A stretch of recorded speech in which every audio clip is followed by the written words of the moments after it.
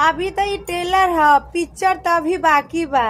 अभी हम हेतनी सा फेमस भैनी का 50 गो दुश्मन हो गई कुल है। अभी जो ये पूरा फेमस हो जाये, पूरा प्रतावल जिला, महाराजगंज, खुशीनगर, गोरखपुर, कहाँ कहाँ लोग हमके जाने लगी, तब कहाँ कतना फाटी तन लोगन के हो। अब तो बस हेतने सा फेमस भइल बानी, हेतने सा तन लोगन के इतना जर गल, नीचे से ऊपर सुनुक गईल है। और जब पूरा फेमस हो जाए पूरा प्रतावल जिला, प्रतावल बाजार और महाराजगंज जिला, मतलब और दूर दूर तक लोग जानी, तो तलन की कितना फाटी।